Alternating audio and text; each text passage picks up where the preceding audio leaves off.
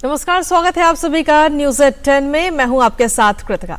News at 10 में हम हर रोज आपके लिए लेकर आते हैं दिन भर की तमाम खबरों को लेकर, और दिन भर की खबरों में जिसमें आज नजर रहेगी संसद के सत्र पर, जिससे अगर पिछले दिनों पर अगर हम नजर डालें तो संसद का सत्र लगातार हंगामेदार रहा है। तो आज का संसद का सत्र कैसा रहेगा, क्या उम्मीदें हैं, उस पर चर्चा करेंगे। साथ ही अलग अलग जगह पर मौसम के क्या कुछ हालात हैं उन पर भी नजर डालेंगे। साथ ही और भी अन्य खबरों की करेंगे बात न्यूज एट 10 में। और सबसे पहले शुरुआत करते हैं हेडलाइंस के साथ। संसद में मणिपुर मुद्दे पर गतिरोध जारी। राज्यसभा के सभापति जगदीप धनखड़ ने सदन के नेताओं के साथ की बैठक, कार्यवाही के सुचारू संचालन के लिए मांगा सहयोग।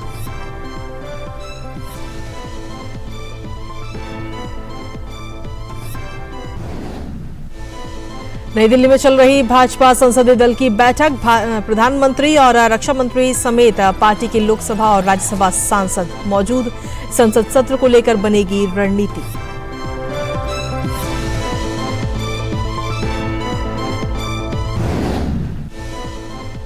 राष्ट्रपति द्रौपदी मुर्मू आज से 3 दिन के ओडिशा दौरे पर। भुवनेश्वर में राजभवन के एक नए भवन खंड की रखेंगी आधारशिला। आदिवासी समुदाय से करेंगी मुलाकात।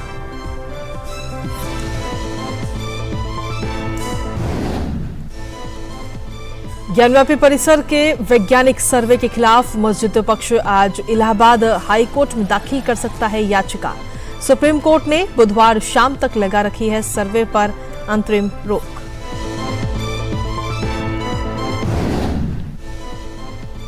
अगले 4 दिन में केरल, तटीय कर्नाटक, आंध्र प्रदेश, कोंकण और गोवा में अत्यधिक बारिश की चेतावनी। महाराष्ट्र और गुजरात में भारी बारिश के कारण जनजीवन प्रभावित।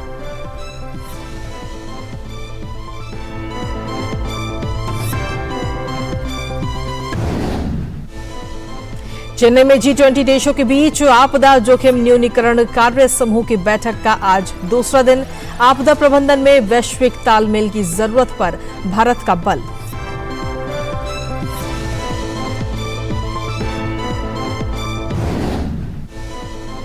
विपक्ष के कड़े विरोध के बावजूद इजरायली संसद में 64-0 से पारित हुआ न्यायिक सुधार विधेयक। न्यायपालिका की शक्तियों को सीमित कर देगा ये नया विधेयक।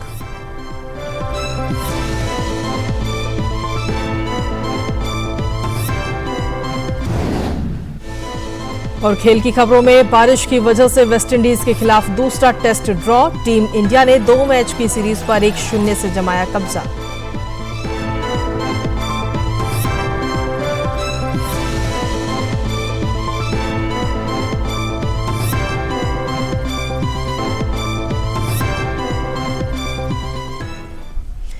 और हेडलाइंस के बाद चलिए अब खबरों में विस्तार से बात करते हैं और शुरुआत करते हैं बुलेटिन की संसद की खबर के साथ। दरअसल संसद के मॉनसून सत्र का आज चौथा दिन है और इसी बीच राजधानी नई दिल्ली में आज भाजपा संसदीय दल की बैठक इस वक्त चल रही है।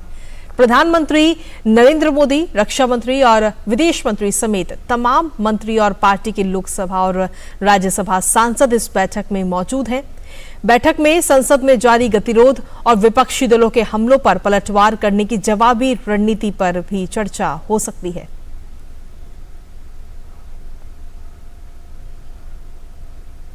और इसी पर ताजा अपडेट देने के लिए हमारे साथ हमारे संवाददाता शैलेंद्र मिश्रा इस वक्त जुड़ रहे हैं। सीधा उन्हीं का रुख करते हैं और साथ ही राजेश भी हमारे साथ जुड़ रहे हैं।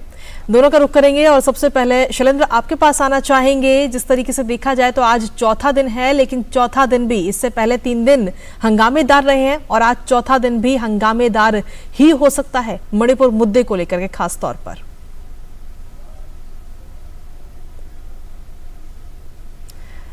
शैलेंद्र, जिस तरीके से देखा जाए तो संसद का सत्र का आज चौथा दिन है और इससे पहले 3 दिन भी काफी हंगामेदार रहे मणिपुर मुद्दे को लेकर के, क्योंकि विपक्ष की तरफ से ये मांग है कि इस मुद्दे पर चर्चा की जाए और सत्ता पक्ष इस मुद्दे पर मान भी गया है, लेकिन उसके बावजूद भी गतिरोध कहीं ना कहीं बना हुआ है।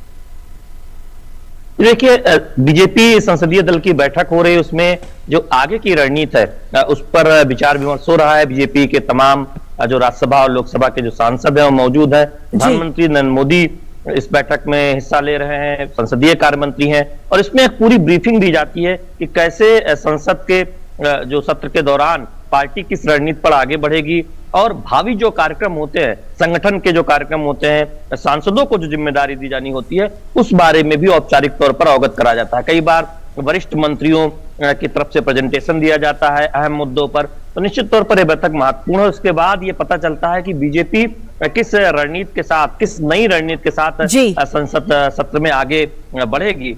इसलिए ज्यादा महत्वपूर्ण बैठक हो जाती है कि हम देख रहे हैं कि गतिरोध देखने को मिल रहा है मणिपुर मुद्दे पर। जिस तरह से विपक्षी दल इस बात पर अड़े हुए हैं कि उसमें काम रोको प्रस्ताव यानी स्थगन प्रस्ताव के तहत चर्चा हो, और लोकसभा में और राज्यसभा में सरकार की तरफ से हमने कल देखा, गृह मंत्री अमित शाह ने स्पष्ट तौर पर कह दिया कि बैठक की चर्चा शुरू कराई जाए। और कुछ लोग हैं विपक्षी दल, शायद वो नहीं चाहते कि चर्चा हो। रक्षा मंत्री राजनाथ सिंह ने भी 2 दिन ये बात कही है। सरकार की तरफ से स्पष्ट हो गया है कि चर्चा तुरंत शुरू कराई जाए, क्योंकि जो सच है वो सामने आना चाहिए। ऐसे में जब एक गतिरोध बना हुआ दिख रहा है, विपक्षी दल अड़े हुए हैं, तो आगे की क्या रणनीति हो सकती है, उसको लेके हमने देखा कि कल भी एक रणनीतिक बैठक भारतीय जनता पार्टी की हुई थी, और आज इस बैठक में औपचारिक तौर पर जानकारी दी जाएगी सभी सांसदों को कि क्या रणनीति अपनानी है संसद सत्र के अंदर और संसद सदन के अंदर और बाहर।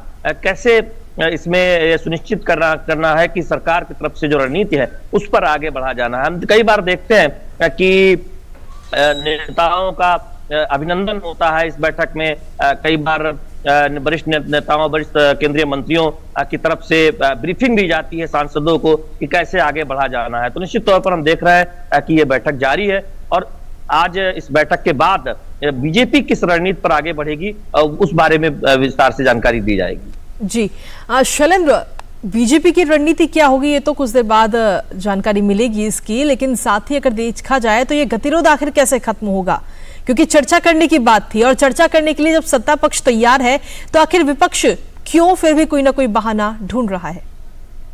जी देखिए, कल हमने देखा जब गृह मंत्री अमित शाह ने लोकसभा में कहा दोपहर 2:30 बजे की चर्चा शुरू कराई जाए, और कुछ विपक्षी दल नहीं चाहते कि चर्चा हो, इस तरह के संकेत मिल रहे हैं। तब से ही हम देख रहे हैं कि लगातार सत्ता पक्ष की तरफ से कहा जा रहा है कि आखिर क्या दिक्कत है विपक्षी दलों को। विपक्षी दलों की तरफ से हम देख रहे हैं कि मल्लिकार्जुन खड़गे ने इस बात को कहा कि दरअसल कि वो प्रधानमंत्री नरेंद्र मोदी को इस पर अपनी बात रखनी चाहिए सदन के अंदर, और काम रोको यानी स्थगन प्रस्ताव के तहत नियम 267 के तहत चर्चा होनी चाहिए। तो नियमों के तहत एक तरह से चर्चा किस नियम के तहत हो, इसको लेकर विपक्षी दल अड़े हुए हैं। जबकि राज्यसभा के सभापति की तरफ से और लोकसभा अध्यक्ष की तरफ से हमने देखा है कि बार बार प्रयास हुआ है, और एक तरह से नाराजगी भी जताई गई है कि जब सरकार चर्चा के लिए तैयार है तो फिर आखिर विपक्षी दल चर्चा क्यों नहीं कर रहे हैं। कल हमने देखा कि संजय सिंह जो आम आदमी पार्टी के राज्यसभा सांसद हैं, उन सदन में बार बार आने और व्यवधान डालने की वजह से उनका निलंबन भी इस सत्र के दौरान बाकी बचे समय के लिए किया गया। तो निश्चित तौर पर बहुत महत्वपूर्ण हो जाता है जब आज हम देख रहे हैं कि बीजेपी संसदीय दल की बैठक चल रही है। इसमें आगे की जो बीजेपी की रणनीति होगी उस पर भी चर्चा होगी, और विपक्षी दल हम देख रहे हैं कि कल से ही इस बात पर विशेष तौर पर अड़े हुए हैं। हालांकि जब से इस सत्र की शुरुआत हुई है तब से ही हम देख रहे हैं कि मणिपुर को लेकर विपक्षी दलों का जो रुख है, सत्ता पक्ष उसका अड़ियल रुख रखने का आरोप लगा रहा है कि विपक्षी दल नहीं चाहते हैं कि चर्चा हो। चुकी अगर मणिपुर पर चर्चा होगी तो फिर राजस्थान की भी चर्चा होगी, छत्तीसगढ़ की भी चर्चा होगी, जहां महिला से जुड़े अपराधों, महिलाओं के खिलाफ अत्याचार के तमाम मामले सामने आए। कल हमने देखा कि बीजेपी ने प्रदर्शन भी किया संसद भवन परिसर में गांधी प्रतिमा में, राजस्थान को लेकर, पश्चिम बंगाल में जो हिंसा हुई है उसको लेकर। तो बीजेपी का कहना है कि दोहरा रवैया क्यों विपक्षी दल अपना रहे हैं। महिलाओं के खिलाफ देश में कहीं भी हिंसा हो उस पर बात होनी चाहिए, जो दोषी है उनको सजा मिलना चाहिए, और ऐसे में इस मुद्दे, ये संवेदनशील मुद्दा, इस पर राजनीति नहीं होनी चाहिए। जबकि विपक्षी दल ये देखकर एक तरह से मुद्दे उठाते हैं कि किस राज्य में घटना हुई है। जब कांग्रेस शासित राज्य में या कांग्रेस के सहयोगी दलों के राज्य में कोई घटना होती है तो उस पर चुप्पी साध लेते हैं, और वहीं बाकी राज्यों में जब घटना होती है जहां पर बीजेपी शासित राज्य है तो उसको जोर शोर से उठाते हैं। तो संवेदनशील विषयों पर भी इस तरह की राजनीति अगर विपक्षी दल करते हैं तो ये ठीक नहीं है। और यही बात एक तरह से देखें तो परोक्ष तौर पर संसद के अंदर, सदन में भी कहा जा रहा है। सत्ता पक्ष की तरफ से संसदीय कार्य मंत्री ने बार बार इस बात को कहा कि जब सरकार तैयार है, उत्सुक है कि चर्चा हो, जो सच है वो सामने आना चाहिए, तो फिर आखिर क्या दिक्कत है विपक्षी दलों को। तो हमने देखा कि गतिरोध बना हुआ इसके चलते। जी शैलेंद्र, देखिए जनता का जो टैक्स का पैसा है उससे कहीं ना कहीं संसद का ये सत्र चलता है, लाखों रुपए एक सत्र में लगा दिए जाते हैं, और ऐसे में अगर इसी तरीके से हंगामा होता रहेगा तो जो जनता से जुड़े हुए मुद्दे हैं, जो विधेयक हैं, उन पर कहीं ना कहीं इसका सीधा असर पड़ेगा। जो कामकाज है संसद का वो कहीं ना कहीं लगातार रुका हुआ है। और इससे पिछले सत्र पर अगर हम नजर डालें तो वो भी इसी तरीके के हंगामा देखने को मिला था तब भी। क्या ये माना जाए कि विपक्ष चाहता ही नहीं है कि कुछ कामकाज हो, क्योंकि अभी आगे आने वाले समय में 3 से 4 राज्यों में चुनाव भी है विधानसभा के, और उसके बाद में लोकसभा के चुनाव भी हैं, तो विपक्ष सिर्फ किसी भी तरीके से हंगामा ही करना चाहता है? ये देखिए कृतिका, जब किसी राज्य में चुनाव होते हैं तो ये जाहिर है कि उस राज्य से जुड़े मुद्दे ज्यादा उठते हैं, बिल्कुल वो स्वाभाविक भी है। लेकिन सत्ता पक्ष का ये आरोप है कि दरअसल संसद को राजनीति की जगह बनाई जा रही है, अपने राजनीतिक हित को साधने की जगह बनाई जा रही है, बजाय इसके कि चर्चा हो, बहस हो। पिछले सत्र में हमने देखा कि जेपीसी की मांग को लेकर संसद में कार्रवाई में गतिरोध हुआ। इस बार मणिपुर मुद्दे पर चर्चा को सरकार तैयार है, तब चर्चा किस नियम के तहत हो, जवाब कौन दे, इसको लेकर अटकाया जा रहा है। तो दरअसल मंशा यह है विपक्षी दलों की, खासतौर पर कांग्रेस पार्टी और उनके साथ खड़े दलों की, कि चर्चा ना हो पाए। क्योंकि चर्चा होगी तो देश में संदेश जाएगा, जो वहां पर जो स्थिति है उस बारे में और स्पष्टता आएगी जब सरकार की तरफ से जवाब आएगा। तो ये सत्ता पक्षी आरोप लगा रहा है कि विपक्षी दलों की यह रणनीति है कि चर्चा की मांग करते रहो लेकिन चर्चा न हो, जिससे कि सरकार को घेरने का मौका मिले। बिल्कुल, सरकार को घेरने का मौका तो विपक्ष कहीं ना कहीं चाह ही रहा है, लेकिन वहीं अगर दूसरी तरफ कल के सत्र पर अगर हम नजर डालते हैं तो आम आदमी पार्टी के राज्यसभा सांसद संजय सिंह को पूरे सत्र के लिए निलंबित भी कर दिया गया। और इस कार्रवाई से कहीं ना कहीं बाकी जो और सांसद हैं उनके अंदर एक मैसेज भी ये जाना जरूरी है कि अगर आप नियमों के खिलाफ अपनी आवाज उठाएंगे या अपनी आवाज को बहुत ज्यादा तेज करेंगे सभापति के आगे, तो आपके खिलाफ भी कार्रवाई हो सकती है। यानी कि जो नियम है उन नियमों के अंदर रहिए, कायदे कानून के अंदर रहिए। ये देखिए, कल जब राज्यसभा के सभापति ने यह प्रस्ताव पढ़ा कि संजय सिंह राज्यसभा के सांसद आम आदमी पार्टी के, उन्हें निलंबित किया जाता है, और हमने देखा कि उस सभापति ने दोपहर में इस बात को कहा 2 बजे कि निलंबन के बावजूद वो सदन के अंदर हैं, और 3 बजे तक इस वजह से सदन की कार्रवाई स्थगित कर दी गई। और 3 बजे भी उन्हें कहा गया कि आप सदन से बाहर जाएं, क्योंकि जब भी किसी सांसद का निलंबन होता है तो उससे बाहर जाना पड़ता है। उसके बाद भी हमने देखा कि काफी देर तक, जब 2 से 3 बजे वो अंदर रहे, सदन के अंदर रहे, उसके बाद हमने देखा कि वो संसद भवन परिसर में बैठे रहे। तो विपक्षी दल एक अपनी रणनीति बना रहे हैं, दरअसल कोशिश ये कर रहे हैं कि तमाम विपक्षी दल एक साथ हैं और सरकार को घेरने की कोशिश करें। लेकिन ये सवाल उठता है कि जब सरकार तैयार है, दोनों सदनों में हम देख रहे हैं पहले दिन से कहा जा रहा है कि आइए चर्चा कीजिए, सरकार जवाब देगी, जवाब देंगे, तब आखिर दिक्कत क्या है, ये सवाल सत्ता पक्ष पूछ रहा है। बिल्कुल, दिक्कत यही, और यही चीज जो है वो जनता भी देख रही है कि जब सत्ता पक्ष राजी है चर्चा करने के लिए, महिलाओं का जो मुद्दा इस वक्त उठाया गया है उस मुद्दे पर अगर चर्चा करने के लिए सत्ता पक्ष राजी है, तो आखिर क्यों विपक्ष इससे पीछे हटता हुआ नजर आ रहा है? क्योंकि जब चर्चा होगी तो वो सिर्फ मणिपुर के मुद्दे को लेकर नहीं, बल्कि राजस्थान की भी होगी, छत्तीसगढ़ की भी होगी, मध्य प्रदेश की भी होगी, और जो देश के अन्य राज्य हैं उनकी भी होगी। और चर्चा होना बेहद जरूरी है महिलाओं को लेकर के, जिस तरीके से अपराधों की जो संख्या है वो क्योंकि कहीं ना कहीं बढ़ती हुई नजर आई है पिछले कुछ दिनों में। बिल्कुल, और देखिए संसद बहस की जगह है, संसद चर्चा की जगह है, और जब किसी गंभीर मुद्दे पर चर्चा होती है तब हम देखते हैं कि उससे एक संदेश निकलता है। सभी राजनीतिक दल मिलकर एक संदेश देते हैं, चर्चा से एक संकेत निकलता है कि ऐसे अपराधों की भारत में कोई जगह नहीं है, दोषी बख्शे नहीं जाएंगे, आरोपियों की पहचान होगी। तो उससे एक संदेश निकलता है, और हम देखते हैं कि आगे एक तरह से एकजुटता बनती है कि महिला अपराधों के खिलाफ एक सख्त कार्रवाई होनी चाहिए। प्रधानमंत्री ने संसद के सत्र शुरू होने से पहले ये कहा भी कि सभी मुख्यमंत्रियों को ये सुनिश्चित करना होगा कि महिलाओं के खिलाफ जो अपराध है वो न हो, और इस सभी मुख्यमंत्रियों की जिम्मेदारी है कि कानून व्यवस्था को इस स्तर तक मजबूत करें कि ऐसी घटनाएं न हो। वो किसी एक पार्टी शासित राज्य की बात नहीं है, कभी किसी राज्य में कोई घटना होती है, कभी किसी दूसरे राज्य में होती है। संसद में जब चर्चा होती है तो एक संदेश जाता है। अब सवाल यह है कि विपक्षी दल चर्चा न कर नियमों का बहाना कर रहे हैं, या फिर एक रणनीति बना रहे हैं कि चर्चा ना हो, उससे सरकार को घेरने की कोशिश करें। तो आखिर विपक्षी दल चाहते क्या है? क्योंकि हम देख रहे हैं कि पिछले सत्र में भी देखा था एक दूसरे मुद्दे पर राज्यसभा और लोकसभा की कार्रवाई बाधित हुई थी, इस सत्र में मणिपुर मुद्दे पर बाधित हो रही है। तो ऐसे में विपक्षी दलों की रणनीति पर एक सवाल सत्ता पक्ष उठा रहा है कि जब हम चर्चा चाहते हैं, हम खुद चाहते हैं उत्सुक की मणिपुर पर चर्चा हो, तो आप चर्चा कीजिए। सत्ता पक्ष के लिए तो कई लोग कह रहे हैं कि जब मणिपुर पर चर्चा होगी तो राजस्थान और छत्तीसगढ़ के भी मामले सामने आएंगे, तो शायद इसीलिए कांग्रेस पार्टी चर्चा से भाग रही है। ठीक है, बहुत बहुत शुक्रिया शैलेंद्र, तमाम जानकारी और अपडेट्स देने के लिए। आप लगातार वहां बने रहिए और अपडेट्स हम तक पहुंचाते रहिएगा। इसी के साथ जिस तरीके से संसद के दोनों सदनों में लगातार तीसरे दिन मणिपुर हिंसा के मुद्दे पर विपक्षी दलों की तरफ से विरोध जारी रहा था। दोनों सदनों की कार्यवाही को बार बार स्थगित किए जाने के बाद दिन भर के लिए कार्यवाही को स्थगित कर दिया गया। मणिपुर के इस मुद्दे पर सरकार तो चर्चा के लिए तैयार है, लेकिन गतिरोध खत्म होने का नाम नहीं ले रहा। वहीं राज्यसभा में आम आदमी पार्टी के नेता संजय सिंह के व्यवहार के चलते उन्हें पूरे सत्र के लिए निलंबित भी किया गया। तो वहीं अमित शाह ने संसद में चर्चा की बात कही। अब संसद के सत्र के बारे में अधिक जानकारी के लिए बात करते हैं अपने संवाददाता राजेश राज से। राजेश, 3 दिनों के बाद में आज सत्र का चौथा दिन है, तो क्या आज उम्मीद की जाए कि सुचारू रूप से संसद का सत्र चलेगा या फिर आज भी पिछले 3 दिनों की तरह हंगामेदार रहेगा और हंगामे की दिन पूरा जो है वो भेंट चढ़ जाएगा?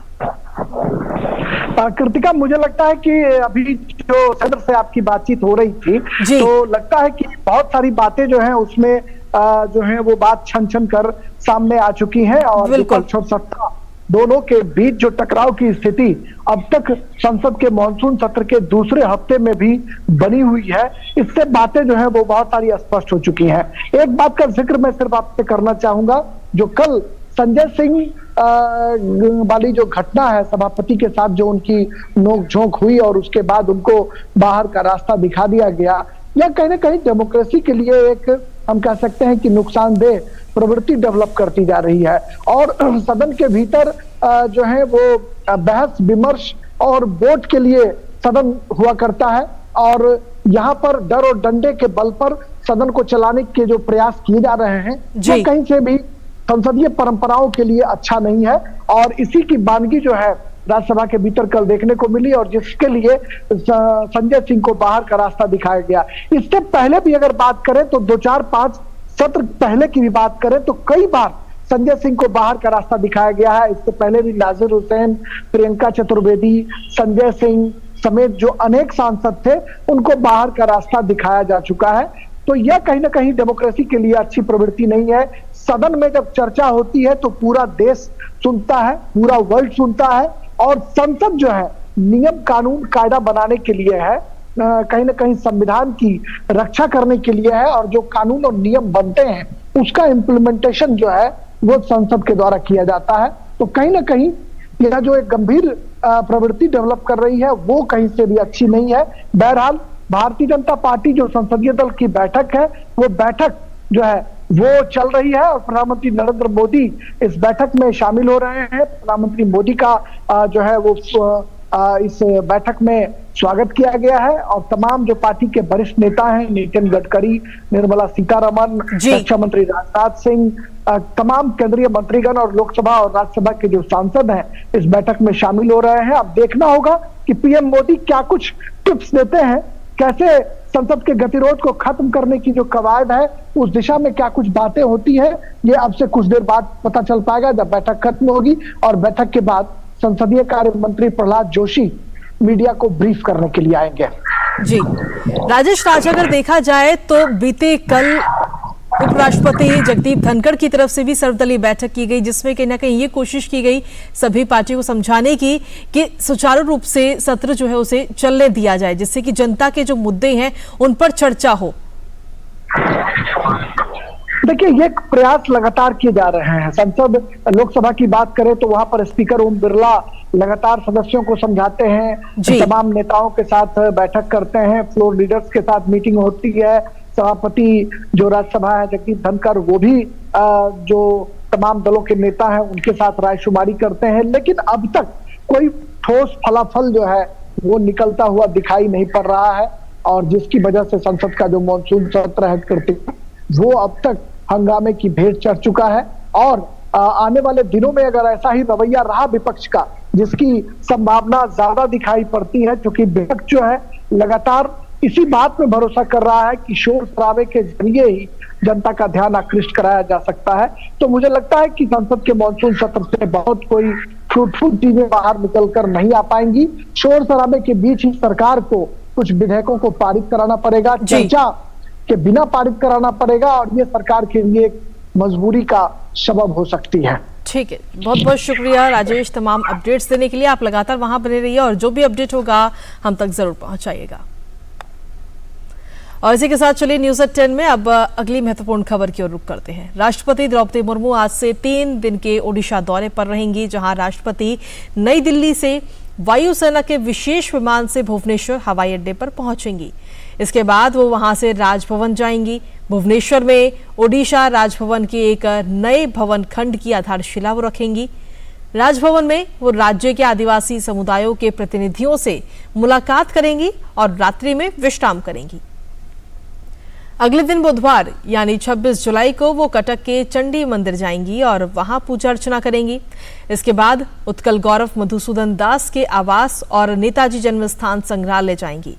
इस दिन वो कटक में उड़ीसा उच्च न्यायालय के 75वें स्थापना दिवस समारोह, कटक में राष्ट्रीय विधि विश्वविद्यालय के दीक्षांत समारोह और SCB मेडिकल कॉलेज एवं अस्पताल के वार्षिक समारोह में शामिल होंगी। साथ ही राष्ट्रपति द्रौपदी मुर्मू 27 जुलाई को भुवनेश्वर के तमांडो के 10 बटिया में ब्रह्मकुमारी केंद्रीय लाइट हाउस कॉम्प्लेक्स की आधारशिला भी रखती हुई नजर आएंगी।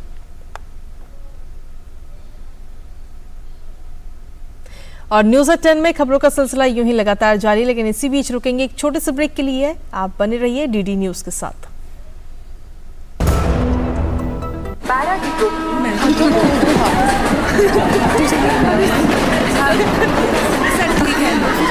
आजा। कैसा रहा काम का पहला दिन? अच्छा था। दीदी, आप गर्भ निरोधक गोलियां लेती हैं? हाँ, क्यों? नहीं, वो गांव में बुआ जी कहती थी कि सर टकराने से सर पे सींग निकल आते हैं, या फिर फल का बीज खा लिया तो पेट में पेड़ उगेगा, है ना? और ये भी कहती होगी कि गर्भवती औरतों को नदी नहीं पार करनी चाहिए। बुआ जी तो ये भी कहती होंगी कि लड़कियों को नौकरी नहीं करनी चाहिए। तुम तो करती हो। बुआ जी की सब बातें कब से मानने लग गई। यूं ही रह मत मानो, गोली की सच्चाई को जानो। नए जमाने की गर्भ निरोधक गोलियां हैं आसान, असरदार और भरोसेमंद। तभी तो विश्व भर में करोड़ों महिलाओं को गोली में विश्वास।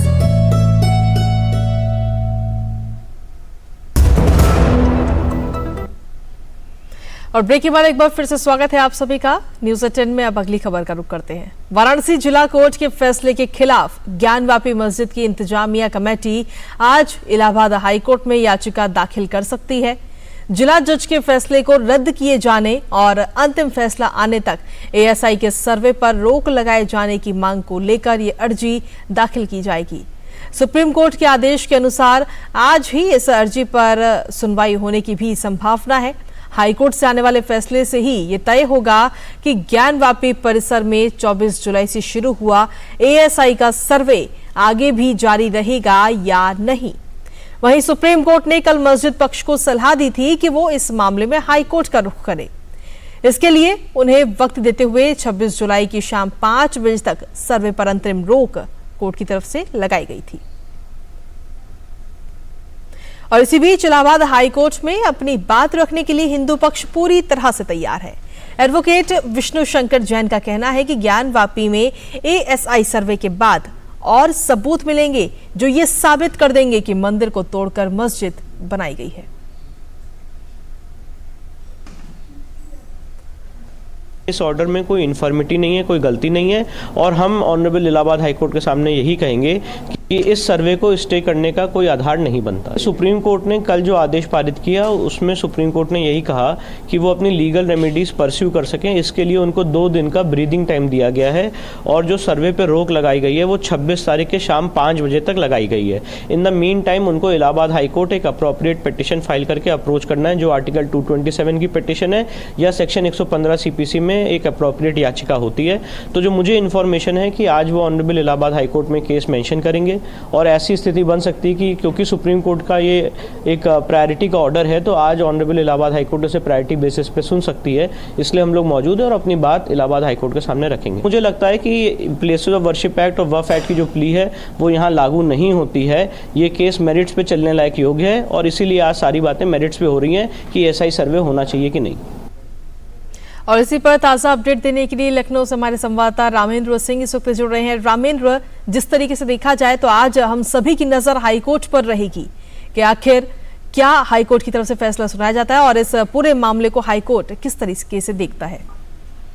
बिल्कुल कसका हाई कोर्ट पर निगाह रहेगी, क्योंकि सुप्रीम कोर्ट में जो इंतजामिया कमेटी गई थी ज्ञानवापी एसआई सर्वे के मामले में, सुप्रीम कोर्ट ने कहा कि सीधे सुप्रीम कोर्ट आने का कोई औचित्य नहीं बनता है, आपको अपनी जो रिट है, जो याचिका है, वो हाई कोर्ट में दाखिल करनी चाहिए थी।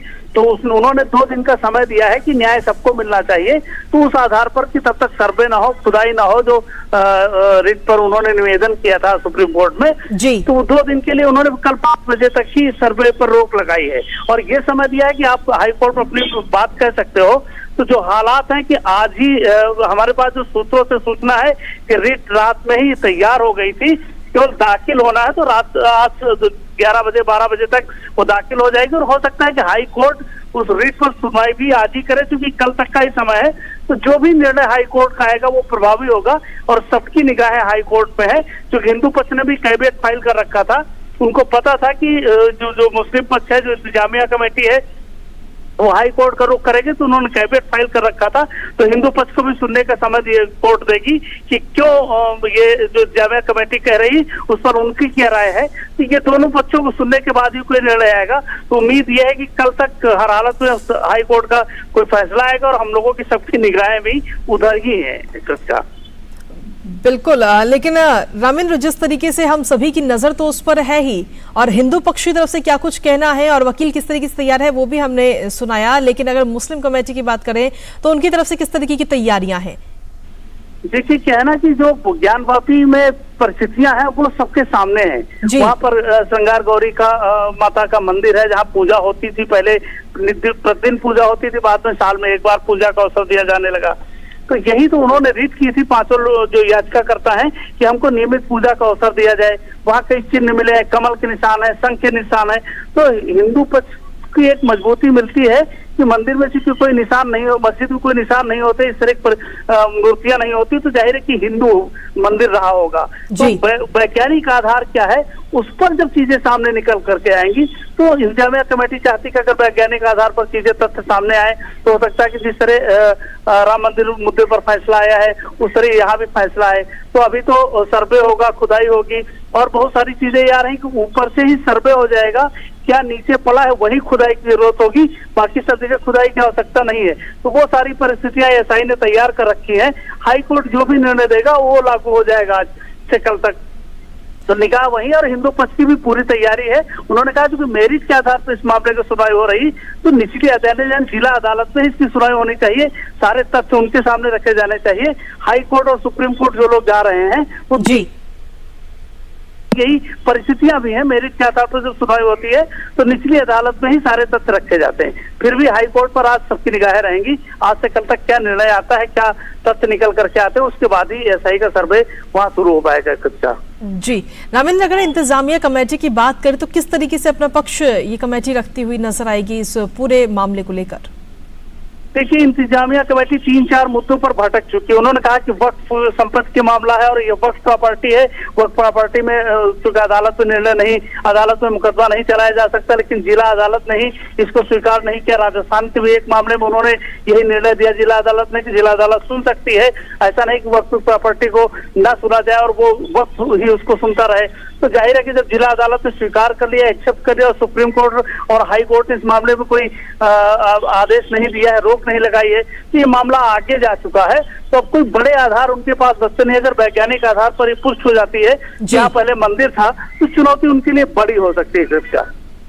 जी रामेंद्र, लेकिन अगर हिंदू पक्ष की अगर बात करें तो उसकी तरफ से भी अपने दावे कहीं ना कहीं आज हाईकोर्ट में रखे जाएंगे, अगर हाईकोर्ट आज सुनवाई के लिए राजी होता है तो। इसका जो निचली अदालत है, हिंदू पक्ष ने वही पूरे अपने सारे दावे रखे हैं और उसी आधार पर तो एसआई का सर्वे हुआ है कि एसआई सर्वे कराया जाए। तो जाहिर है जो पक्ष है, पूरे पेपर हैं, वो हाई कोर्ट में भी वो रखेंगे कि हमारे ये दावे हैं और इस आधार पर ये होना चाहिए। तो हमको लगता है कि हिंदू पक्ष भी अपनी मजबूती के साथ हाई कोर्ट में उपस्थित होगा, क्योंकि उन्हीं के दावों के कारण ही एसआई सर्वे के आदेश दिया गया है। तो फिलहाल हाई कोर्ट पर निगाह रखनी पड़ेगी, लेकिन हिंदू पक्ष का भी दावा बहुत मजबूत है इस मामले में। ठीक है, बहुत बहुत शुक्रिया रामेंद्र तमाम अपडेट्स और जानकारी देने के लिए। इस खबर पर भी हमारी नजर लगातार बनी रहेगी। और न्यूज़ एट 10 में फिलहाल वक्त एक छोटे से ब्रेक का, आप बने रहिए डीडी न्यूज के साथ।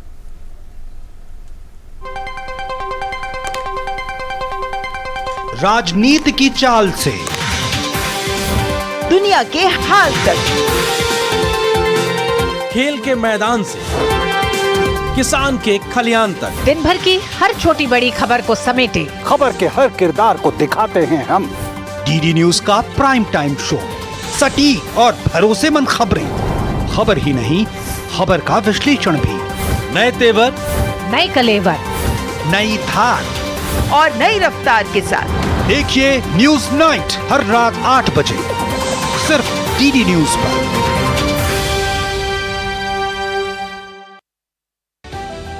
समाज की बेड़ियां तोड़कर हासिल किए अनोखे मुकाम, उज्जवल भविष्य के स्वप्न के साथ उन्मुक्त गगन में भरी उड़ान, बाधाओं के बंधन काटकर साबित की अपनी पहचान, जो अपने बुलंद हौसलों से सामाजिक बेड़ियां तोड़कर लिख रही हैं वीरता की गाथाएं। मैं उन्मुक्त, मैं स्वच्छंद, मेरा ध्येय अनंत, मेरी दिशा अनंत। मिलिए इन प्रेरणादायक शख्सियतों से मेरे साथ कार्यक्रम तेजस्विनी में, सिर्फ डीडी न्यूज पर।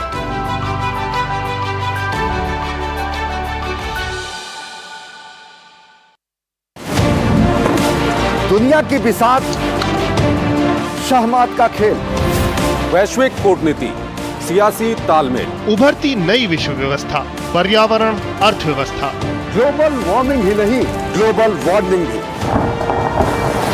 जंग का जुनून हो या शांति की पहल, सभी वैश्विक हलचल, खबर जो करे खबरदार, देश देशांतर से जिसका सरोकार, बात दुनिया जहान की, खबर दुनिया की। मन की बात है जन जन की, संघर्षों के कुछ किस्से, कहानी कुछ सफलताओं की, अनकही विरासत की, उम्मीदें नए भारत की। महीने के आखिरी रविवार का रहता है इंतजार, ब्रह्मपुत्र के घाट से हिमालय के विस्तार तक होती है मन की बात प्रधानमंत्री के साथ। तो सुनिए इस महीने 30 जुलाई सुबह 11 बजे मन की बात आकाशवाणी और दूरदर्शन के सभी चैनलों पर। आप भी माननीय प्रधानमंत्री के मन की बात का हिस्सा बन सकते हैं। इसके लिए आप अपने सुझाव post box number 111 Akashvani Delhi पर भेज सकते हैं। नमो ऐप या माई गॉव के ओपन फोरम में पोस्ट कर सकते हैं। तो याद रखें, रविवार 30 जुलाई सुबह 11 बजे मन की बात। मुझे सिविल सर्विसेज की। और ब्रेक के बाद एक बार फिर से स्वागत है आप सभी का न्यूज़ एट 10 में। अब अगली खबर का रुख करते हैं। मुंबई के भायखला रेलवे स्टेशन को उसके मूल गौरव में बहाल करने के लिए यूनेस्को पुरस्कार मिला है। और इसी संबंध में भाजपा की नेता शाइना एनसी ने रेल मंत्री अश्विनी वैष्णव से खास मुलाकात की। मुंबई का 169 साल पुराना भायखला रेलवे स्टेशन भारत के सबसे पुराने संरक्षित रेलवे स्टेशनों में से एक है। प्रधानमंत्री हमेशा कहते हैं कि कुछ अच्छा काम करो जहां लोग भी कर सकें, CSRs भी आगे आ सके। और यहाँ देखने मिलता है कि 3 महिला आभा लांबा, मीनल बजाज और मैंने जिस ढंग से इस पूरे प्रोजेक्ट को कंप्लीट किया है उससे गर्व तो ज़रूर होती है। और उम्मीद करते हैं कि ऐसे ही ज़्यादा लोग छोटे से छोटे शहर में अपने रेलवे स्टेशन को साफ सुथरा और सुंदर बनाएं। फिलहाल भले ही दिल्ली वासी उमस भरी गर्मी से परेशान हो, लेकिन आज से मौसम एक बार फिर से करवट ले सकता है। मौसम विभाग का अनुमान है कि अगले 3 दिन राष्ट्रीय राजधानी में अच्छी बारिश हो सकती है, जिससे न केवल उमस कम होगी बल्कि तापमान में भी गिरावट आ सकती है। वहीं मौसम विभाग का कहना है कि गर्जन वाले बादलों के साथ हल्की से मध्यम श्रेणी की बरसात होने की संभावना है। इसी बीच सोमवार को भी तेज धूप और उमस भरी गर्मी से राजधानी वासियों की हालत खराब रही।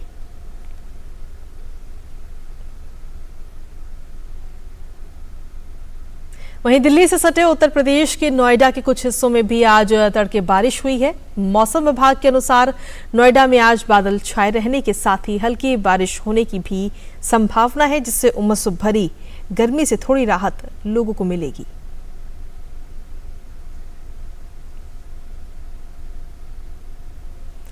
वहीं उत्तर प्रदेश के कानपुर की बात करते हैं, जहां गंगा नदी के जलस्तर में लगातार बढ़ोतरी हो रही है। नदी का जलस्तर बढ़ने से गोलाघाट इलाके के पास के घरों में बाढ़ का पानी तक घुस गया है।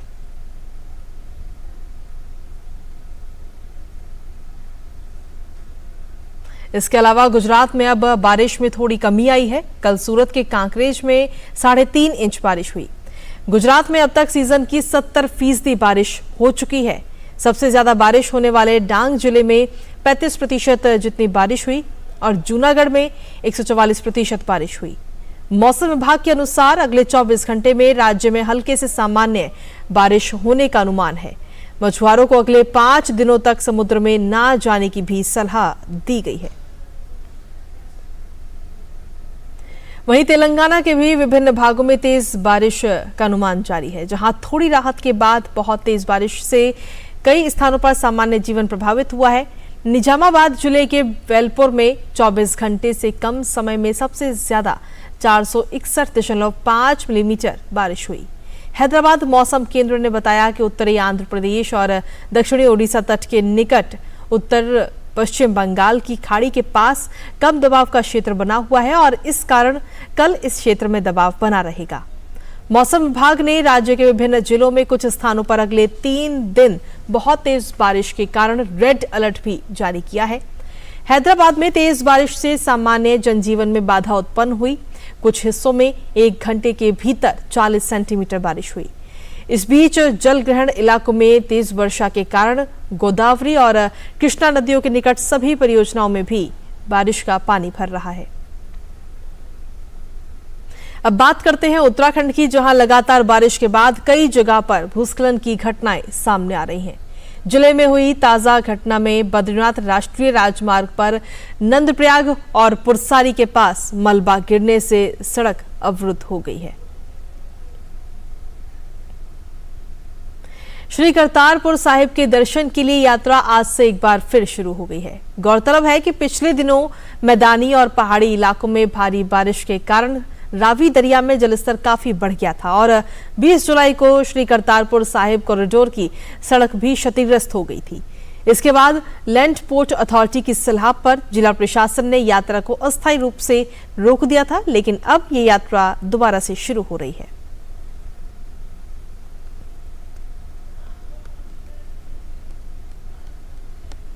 उत्तर प्रदेश के आतंकवाद निरोधी दस्ते ने अलीगढ़ में अवैध रूप से रह रहे 17 लोगों को गिरफ्तार किया है।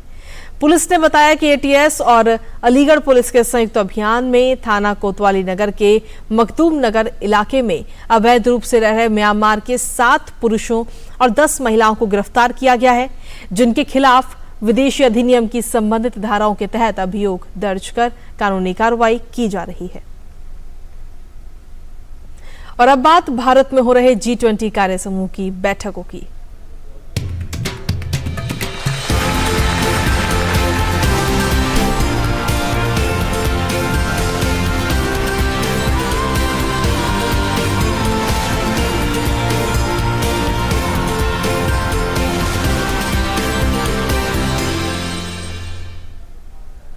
तो भारत की ओर से आपदा प्रबंधन विषय से जुड़ी G20 की बैठक में चक्रवाती तूफान और बाढ़ जैसी प्राकृतिक आपदाओं से निपटने में वैश्विक प्रयासों में तालमेल की जरूरत पर बल दिया है और कहा है कि आपदा के प्रभाव कम करने के लिए वित्तीय सहयोग के नए तरीके निकालने होंगे। चेन्नई में आपदा जोखिम न्यूनीकरण कार्य समूह की बैठक का आज दूसरा दिन है। पहले दिन भारत ने आपदा प्रभावित क्षेत्रों में पुनर्वास और पुनर्निर्माण के लिए वित्तीय प्रबंध की अपनी नीति में आमूलचूल बदलाव की भी जानकारी दी। प्रधानमंत्री के प्रधान सचिव प्रमोद कुमार मिश्रा ने कहा कि जलवायु परिवर्तन से संबंधित आपदाओं के प्रभाव बहुत बड़े और प्रकृति में परस्पर जुड़े हुए हैं और ये प्रभाव हमारे दरवाजे पर दस्तक दे रहे हैं। कल शाम चेन्नई में आपदा प्रबंधन की बैठक में कल्चर मीटिंग संपन्न हुई, जिसमें भारतीय संस्कृति और खाने की चर्चा की गई। साथ ही आपदा जोखिम न्यूनीकरण कार्य समूह में आए लोगों को भारतीय संस्कृति से रूबरू भी करवाया गया। चेन्नई में चल रही कल्चरल मीटिंग के दौरान दूरदर्शन के संवाददाता ने विश्व के अन्य हिस्सों से आए लोगों से खास बातचीत की और भारतीय भोजन और संस्कृति के बारे में उनसे चर्चा की।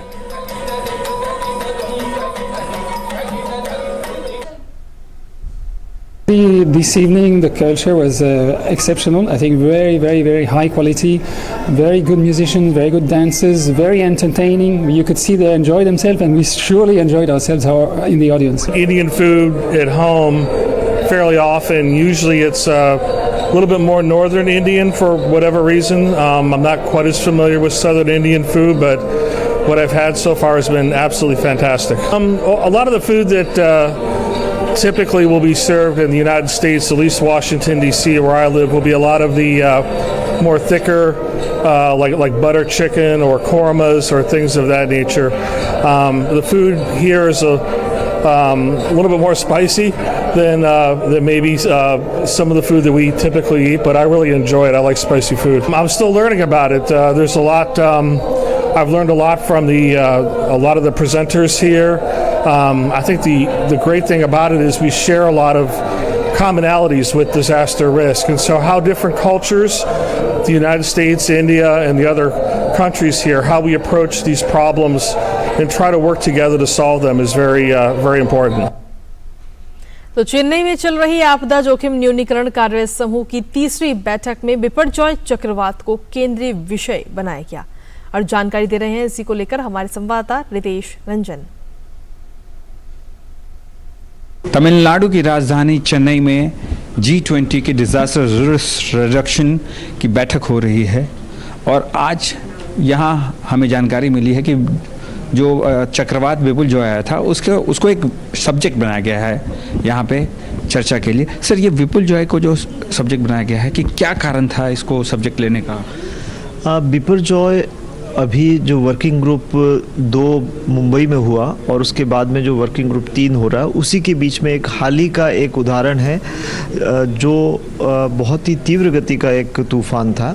लेकिन जो आपदा प्रबंधन के जितने भी लोग जुड़े हुए रहते हैं, उनका एक सपना होता है कि जो हैज़ार्ड है, जो प्राकृतिक आपदा है, वो एक विपदा में, एक डिज़ास्टर में नहीं बदले। तो प्राकृतिक हैज़ार्ड्स को हम नहीं रोक सकते, लेकिन उन्हें एक डिज़ास्टर बनने से रोकना सारे देश का और सभी का एक उद्देश्य रहता है। और आपने सुना होगा कि प्रधानमंत्री जी के 10 सूत्रीय कार्यक्रम के बारे में डिज़ास्टर में 2016 में उन्होंने ये एक विज़न दिया था भारत को, जिसमें आप देखेंगे कि बहुत ही दूरदर्शी एक विजन, उन्होंने एक दूरगामी सोच हमें दी है। जो साइक्लोन में गुजरात सरकार ने, भारत सरकार ने, समुदाय ने, जनप्रतिनिधियों ने, सब ने एक टीम की तरह काम करके और ये साबित कर दिया कि कितनी भी बड़ी आपदा होते हुए भी एक भी जान की हानि नहीं हुई। तो ये एक बहुत बड़ा दुनिया के सामने उदाहरण है। इसलिए हम इसको यहाँ पे G20 देशों के जो ये सम्मेलन हो रहा है, उसमें हम रखना चाहते थे कि इससे बेहतर एक सक्सेस स्टोरी आपदा प्रबंधन की नहीं हो सकती। तो इस G20 की बैठक में भारत अपनी तरफ से जो हाल में बिपुलजॉय में जो अपना प्रदर्शन किया था गुजरात में, ये कैसे बिना किसी हानि के, बिना किसी जान माल के नुकसान के इस आपदा को तो नहीं रोका जा सका, लेकिन आपदा से कैसे बचाया जा सका है। With camera person Shankaran, Ritesh Ranjan, DD news Chennai. और न्यूज़ 10 में अब बात करेंगे अमरनाथ यात्रा को लेकर, जहां तीर्थ यात्रियों का एक नया जत्था अमरनाथ गुफा मंदिर के आगे की तीर्थ यात्रा के लिए जम्मू और कश्मीर के श्रीनगर जिले के पंथा चौक आधार शिविर से रवाना हुआ। गुफा में दर्शन करने जा रहे तीर्थ यात्रियों ने बम बम भोले के नारे लगाए। 62 दिनों की श्री अमरनाथ जी की वार्षिक यात्रा 1 जुलाई को शुरू हुई थी और ये श्रावण पूर्णिमा पर 31 अगस्त को रक्षाबंधन के दिन संपन्न होगी। ये यात्रा सुचारू रूप से चल रही है और देश भर के श्रद्धालु बर्फ से बने प्राकृतिक शिवलिंग का दर्शन करके पूजा आराधना कर रहे हैं। अब बात प्रगति मैदान की। दरअसल प्रगति मैदान में international trade promotion organisation complex बनकर तैयार हो चुका है। प्रधानमंत्री नरेंद्र मोदी कल 26 जुलाई को इस पुनर्विकसित ITPO कॉम्प्लेक्स का उद्घाटन करेंगे। कैसा बनाया गया है ये परिसर, आइए देखते हैं इस खास रिपोर्ट में। G20 बैठकों की मेजबानी करने के लिए दिल्ली पूरी तरह से तैयार है। प्रगति मैदान में international trade promotion organisation complex बनकर तैयार हो चुका है। प्रधानमंत्री नरेंद्र मोदी 26 जुलाई को इस परिसर का उद्घाटन करेंगे। लगभग 123 एकड़ के विशाल परिसर के साथ प्रगति मैदान परिसर भारत में बैठकों, कॉन्फ्रेंसेस और प्रदर्शनी के लिए उपलब्ध होने वाला सबसे बड़ा केंद्र है। इस परिसर ने दुनिया के टॉप 10 कन्वेंशन परिसर में अपनी जगह बनाई है, जो जर्मनी में हैनोवर प्रदर्शनी, शंघाई में राष्ट्रीय प्रदर्शनी और कन्वेंशन सेंटर जैसे बड़े नामों को टक्कर देता है। इस कन्वेंशन सेंटर में 7000 लोगों के बैठने की बड़ी क्षमता है, जो इसे ऑस्ट्रेलिया के प्रतिष्ठित और भव्य सिडनी ओपेरा हाउस के लगभग 5500 की बैठने की क्षमता से बड़ा बना देता है। यह वैश्विक स्तर पर मेगा सम्मेलनों, अंतर्राष्ट्रीय शिखर सम्मेलनों और सांस्कृतिक समारोहों की मेजबानी के लिए एक उपयुक्त जगह के रूप में उभर कर सामने आया है। पिछले 9 सालों में प्रधानमंत्री नरेंद्र मोदी का फोकस इस बात पर रहा है कि कैसे देश में नेक्स्ट जनरेशन इंफ्रास्ट्रक्चर को बनाया जा सके, और यही वजह है कि प्रगति मैदान का यह परिसर दुनिया के 10 सबसे बड़े एग्जीबिशन और कन्वेंशन सेंटर्स में शुमार है। यह परिसर जहां एक तरफ आधुनिक बनाया गया है, तो वहीं दूसरी तरफ आपको देश की संस्कृति की झलक भी देखने को मिलेगी। यहाँ पर 3000 व्यक्तियों के बैठने की क्षमता वाला एक शानदार एम्पी थिएटर भी है। सामूहिक रूप से 3 पीवीआर थिएटर्स के बराबर का ये भव्य एम्पी थिएटर मनमोहक प्रदर्शन, सांस्कृतिक शोज और मनोरंजन कार्यक्रमों के लिए एक भव्य मंच तैयार करता है। साथ ही यहाँ पर 5500 से ज्यादा गाड़ियों के पार्किंग की भी सुविधा दी गई है। G20 नेताओं की बैठकों की मेजबानी के लिए तैयार है ITPO का ये कॉम्प्लेक्स। इस पुनर्विकसित कॉम्प्लेक्स का बुधवार को प्रधानमंत्री नरेंद्र मोदी विधिवत उद्घाटन करेंगे। करीब 123 एकड़ में फैले इस परिसर को देखने दिखाने लायक बनाया गया है। कैमरामैन सुमित नौडियाल, जगपाल सिंह, सन्नी कालरा और मेरे सहयोगी अरुण शर्मा के साथ गिरीश निशाना, DD न्यूज, दिल्ली। और अब बात हमारे नए सेगमेंट नया कश्मीर बदलाव के 4 साल की।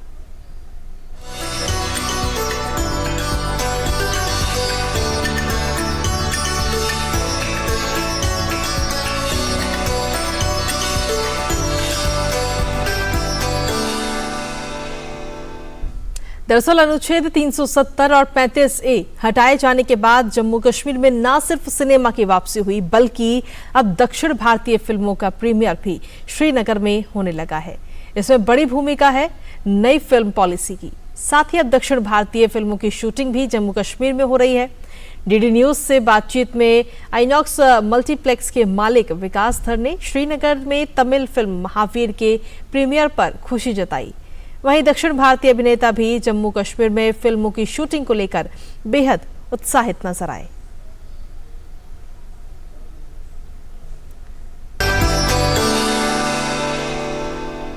विकास धर इस समय हमारे साथ मौजूद हैं। आप इवेंट के बारे में बताइए और कितना अहम ये इवेंट। हमारा इवेंट है, ये पिक्चर एक है, तमिल मूवी है महावीर, जिसका यहाँ पे JNK में प्रीमियर हो रहा है। और ये बहुत ही एक एक्साइटिंग इवेंट है, क्योंकि नॉट जस्ट इनका प्रीमियर हो रहा है यहाँ पे, इसके बाद जो इनकी नेक्स्ट फिल्म आ रही है, इसी सेम प्रोडक्शन हाउस की डायरेक्टर की जो नेक्स्ट फिल्म आ रही है, वो भी यहाँ पे JNK में शूट कर रहे हैं। सो इससे अच्छी खुशी की बात और कुछ नहीं हो सकती। And I would like to thank जो हमारी गवर्नमेंट है, जिन्होंने ये फिल्म पॉलिसी लाई है, जिसके अंडर ये सारी चीज़ें हो रही हैं। I am very please that this are happening. Tamil film का प्रीमियर यहाँ पर हो रहा है, साउथ की फिल्म है, इसके बाद जो अगली फिल्म का शूटिंग है वो भी यहाँ पर होना है। जो नई फिल्म पॉलिसी आई है उसका कितना बड़ा योगदान है? मैम, जो नई फिल्में यहाँ आ रही हैं उनका बहुत बड़ा योगदान है। मैं समझता हूँ कि जो हम अभी छोटे पर्दे के सपने देखा करते थे, अब दिमाग का दायरा थोड़ा बढ़ना शुरू हुआ है। लोग यहाँ आते हैं, एंजॉय करते हैं अपने आप को, और थोड़ा हमारा कल्चरल इंटरमिंगलिंग भी हो रही है। जो कश्मीर हमेशा इंडियन फिल्म इंडस्ट्री को प्यार करता रहा है, बट काफ़ी देर से इंडियन फिल्म इंडस्ट्री की मूवीज़ यहाँ पे शोकेस नहीं हुई। अब जो शोकेस हो रही हैं, तो आई थिंक एक तो कल्चरल एक्सचेंज हो रहा है, दूसरा यहाँ पे जो लोग हैं उनको एम्प्लॉयमेंट मिल रही है। सो देयर इज़, मेरे ख्याल से एक general sense of wellbeing and happiness all around. Your experience about Kashmir? मेरा नाम है Rohan Surya. I am a south Indian film actor. This is my debut film into Tamil industry. This is my first film. So for the film purpose, I have come here. I've come 2 days back. I've been to Dudhpatri, the location of our shoot spot. It was incredible. एकदम खूबसूरत है भाई, एकदम जन्नत है, जन्नत। बताने के लिए वर्ड्स तो आ ही नहीं रहे हैं। ये जो खूबसूरती आप बता रहे हैं शूटिंग के लिहाज से कितनी अच्छी है और किस तरह से आप होपफुल हैं? यहाँ पे सिटी पे तो सब जगह पे घूम लिया हूँ, मतलब डल लेक सब, लेकिन जो कोई शूटिंग के लोकेशंस है वो वैसा है कि भगवान ने मुझे भेजा है यहाँ पे ताकि मैं उन सबको देख सकूं. It's like incomparable, it's like incredible, it's like unexplainable और व्हाटएवर यू नो. कश्मीर में सिनेमा हॉल होना ये कैसा? कश्मीर में देखिए हम तो यहाँ पर खुद ही शूट पर आए हुए हैं, मूवी की शूटिंग करने के लिए आए, साउथ की मूवी है तो हम तो खुद ही ढूंढते रहते हैं सिनेमा हॉल वगैरह, हमें मालूम भी नहीं शायद. शूटिंग के लिए कश्मीर कैसा लगा आपको? बहुत अच्छा लगा, कश्मीर तो अच्छा है ही, कश्मीर में सिनेमा हॉल अच्छी बात है, तरक्की हो रही है, अच्छी बात है. और भी कौन सी फिल्म की? और मूवी का भी नाम डिसाइड नहीं हुआ है मगर हाँ साउथ की मूवी है, कमल हसन प्रोडक्शन है और शिवा कार्तिक हीरो हैं ये मूवी के अंदर, जो हम शूट करने के लिए कश्मीर में आए हुए हैं. और न्यूज़ 10 में अब बात करेंगे अंतर्राष्ट्रीय खबर की. इजरायली संसद ने विपक्ष के कड़े विरोध के बावजूद उस विधेयक को मंजूरी दे दी है जिससे न्यायपालिका में आमूलचूल परिवर्तन होगा और उसके अधिकार सीमित हो जाएंगे. विपक्ष के बहिष्कार के बाद ये विधेयक 64-0 से पारित किया गया. स्थानीय मीडिया ने बताया कि ये कानून बनने से सुप्रीम कोर्ट का वो अधिकार समाप्त हो जाएगा जिसके अंतर्गत वो सरकार की उन कार्रवाइयों को खारिज कर सकता है जिन्हें वो अनुचित मानता है. वहीं पाकिस्तान के चुनाव आयोग ने पाकिस्तान के पूर्व प्रधानमंत्री और पाकिस्तान तहरीक-ए-इंसाफ के अध्यक्ष इमरान खान के लिए गैर जमानती गिरफ्तारी वारंट जारी किया है. ये स्पष्ट नहीं हुआ है कि चुनाव आयोग का आदेश किस आरोप से संबंधित है और क्या पुलिस वारंट पर कार्रवाई करेगी. इमरान खान को मई में पाकिस्तानी अधिकारियों ने भ्रष्टाचार के एक मामले में गिरफ्तार किया था जिससे पूरे देश में अशांति फैल गई थी. कुछ ही दिनों में उन्हें जमानत पर रिहा भी कर दिया गया. अपने निष्कासन के बाद से इमरान खान को कई आरोपों का भी सामना करना पड़ा है. और न्यूज़ 10 में अब बात खेलों की करेंगे. भारत और वेस्टइंडीज के बीच पोर्ट ऑफ स्पेन में खेला गया दूसरा टेस्ट मुकाबला ड्रॉ हो गया और इस ड्रॉ के साथ ही भारत ने 2 मैच की टेस्ट सीरीज को 1-0 से अपने नाम कर लिया. दूसरे टेस्ट का 5वां दिन बारिश की भेंट चढ़ गया और एक भी गेंद नहीं फेंकी जा सकी.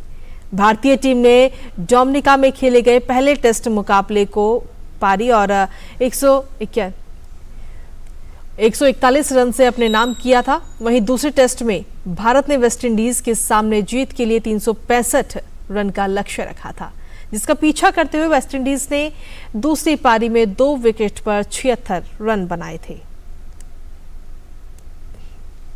वेस्टइंडीज के खिलाफ भारत ने टेस्ट सीरीज तो जीत ली लेकिन फिर भी ये जीत फीकी रही. दरअसल भारत को विश्व टेस्ट चैंपियनशिप के लिहाज से इस सीरीज से उतने अंक नहीं मिल पाए जितनी टीम ने उम्मीद की थी. उसी पर देखिए आधारित हमारी ये रिपोर्ट.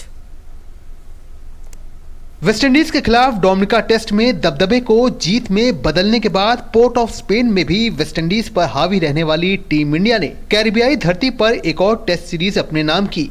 लेकिन विश्व टेस्ट चैंपियनशिप 2023-25 के चक्र की अपनी पहली सीरीज में टीम इंडिया को मनमाफिक शुरुआत नहीं मिल पाई. दूसरे टेस्ट के ड्रॉ होने के चलते 2023-25 की पॉइंट्स टेबल में टीम इंडिया दूसरे स्थान पर खिसक गई है. वेस्टइंडीज के खिलाफ दूसरा टेस्ट ड्रॉ होने के चलते टीम इंडिया को वेस्टइंडीज से 4 अंक बांटने पड़े. टीम के 2 मैच में 16 अंक हैं जबकि परसेंटेज 66.67 है. वहीं पाकिस्तान 1 जीत और 12 अंक लेकिन 100 पॉइंट परसेंटेज के साथ पहले स्थान पर पहुंच गया है. ऑस्ट्रेलिया 26 अंक और 61.11 पॉइंट परसेंटेज के साथ तीसरे और इंग्लैंड 14 अंक और 27.78 पॉइंट परसेंटेज के साथ चौथे स्थान पर है. अंक तालिका में पॉइंट परसेंटेज को महत्व दिया जाता है. इसी से टीमें फाइनल के लिए क्वालिफाई भी करती हैं. भारतीय टीम को अब विश्व टेस्ट चैंपियनशिप के अंतर्गत अपनी अगली टेस्ट सीरीज दक्षिण अफ्रीका के खिलाफ खेलनी है जो कि दिसंबर में होगी. यानी अब एक लंबा गैप रहेगा और यकीनी तौर पर दक्षिण अफ्रीका के खिलाफ सीरीज टीम के लिए काफी अहम हो जाएगी. Sports desk, DD news. वहीं कोरिया में आयोजित ISSF जूनियर विश्व चैंपियनशिप के अंतिम दिन भारत ने 2 और स्वर्ण पदक जीते. कमलजीत ने भारत को ये 2 पदक दिलवाए हैं. कमलजीत ने पुरुषों के 50 मीटर पिस्टल के निजी और टीम इवेंट में स्वर्ण पदक जीते. भारत प्रतियोगिता में चीन के बाद दूसरे स्थान पर रहा. भारत ने कुल 17 पदक जीते, जिसमें 6 स्वर्ण पदक शामिल हैं। वहीं विंबलडन फाइनल में कार्लोस अल्कराज के खिलाफ हारने वाले नोवाक जोकोविच ने अतिरिक्त आराम के लिए टोरंटो में होने वाले national bank open tennis tournament से अपना नाम वापस ले लिया है। टेनिस कनाडा ने घोषणा की है कि जोकोविच थकान के कारण इस टूर्नामेंट में हिस्सा नहीं लेंगे।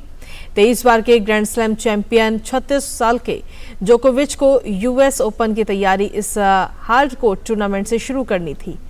जोकोविच 4 बार नेशनल बैंक खिताब जीत चुके हैं। और वहीं रेबीज बीमारी जिसका कारण होता है। और इसी के साथ फिलहाल इस बुलेटिन में इतना ही। नमस्कार।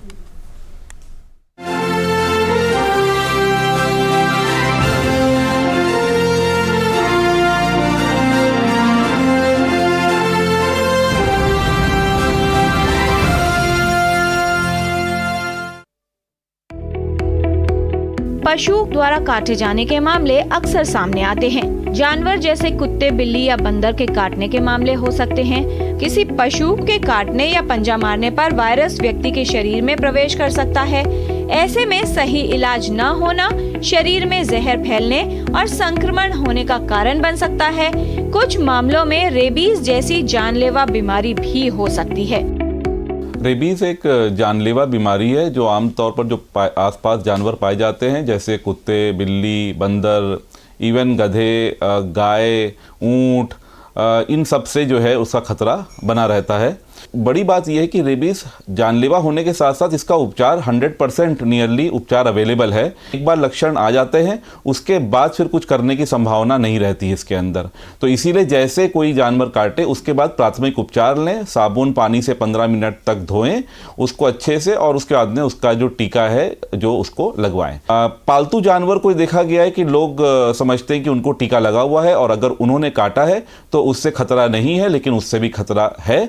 इसलिए उस केस में भी टीकाकरण करवाएं। ज्यादातर केसेस में 10 दिन के अंदर अगर रेबीज होता है तो 10 दिन के अंदर उसकी जो है लक्षण भी आ जाते हैं और मरीज की मृत्यु हो जाती है।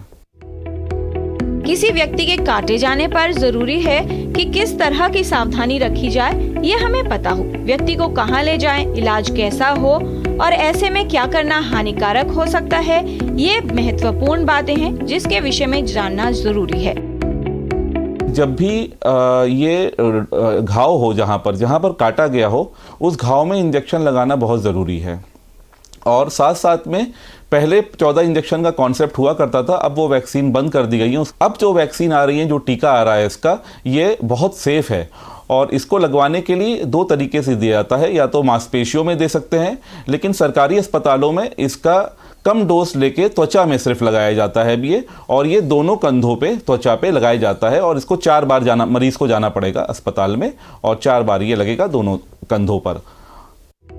आवश्यक है कि जानवरों से बचकर रहें। जहां तक हो सके उनके सामने आने पर सतर्कता बरतें। किसी पशु के काटने पर सही तरह से प्राथमिक चिकित्सा हो और सही तरीके से पूर्ण इलाज किया जाए, जिससे जटिलताओं को कम किया जा सके। किरण भारद्वाज, डीडी न्यूज।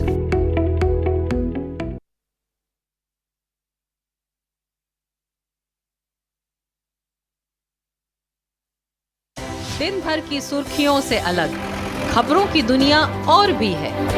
खबरें जो आपको दे नया नजरिया, खबरें जिसमें दिखे समाज की परछाई।